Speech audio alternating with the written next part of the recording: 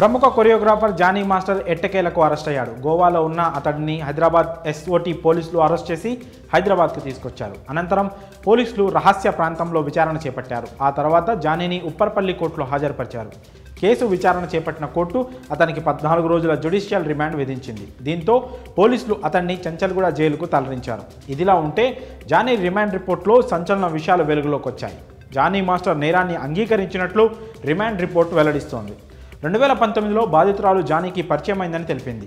దురుద్దేశంతోనే Johnny master బాధితురాల్ని అసిస్టెంట్గా చేర్చుకున్నట్లు రిపోర్ట్లో వెల్లడించింది. మహిళా అసిస్టెంట్ కొరియోగ్రాఫర్పై జానీ మాస్టర్ 2020లో తొలిసారిగా అత్యాచారానికి పాల్పడ్డట్టు రిమాండ్ రిపోర్ట్ వెల్లడించింది. బాధితురాలిపై 16 ఏళ్ల వయసులో జానీ అత్యాచారానికి పాల్పడ్డాడంటూ కీలక అంశాలు వెలుగుచూశాయి.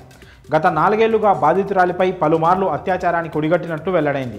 అంతేకాదు, ఈ విషయాన్ని బయటకు చెప్తే సినీ అవకాశాలు రాకుండా చేస్తానని, చంపేస్తానని బాధితురాల్ని బెదిరించినట్లు రిమాండ్ రిపోర్ట్ వెల్లడించింది. జానీ భార్య సుమలత కూడా బాధితురాల్ని బెదిరించినట్లు రిపోర్ట్ పేర్కొంది. జానీ మాస్టర్ నేరాన్ని అంగీకరించడంతో ఈ కేసు మరో మలుపు తిరిగినట్లయింది. ఇప్పటి వరకు నేను ఏ తప్పు చేయలేదంటూ బుకాయిస్తున్న జానీ పోలీసుల విచారణలో నేరాన్ని ఒప్పుకున్నాడు. మరోవైపు జానీ భార్య అతను ఏ తప్పు చేయలేదని కోర్టులో న్యాయం జరుగుతుందని భావిస్తున్నట్లు వెల్లడించింది. ఇదంతా కుట్రపూరితంగా చేస్తున్న వ్యవహారమే తప్ప జానీ తప్పు చేయలేదని స్పష్టం చేసింది. జానీ ఎదుగుతుంటే చూసి ఓర్వలేని వారు ఇలాంటి కుట్రలు పన్నుతున్నారని చెప్పుకొచ్చింది. జానీ మాస్టర్ అసిస్టెంట్ కూడా ఈ వ్యవహారంపై స్పందిస్తూ జానీ మాస్టర్ చాలా మంచి వ్యక్తి అని తెలిపాడు.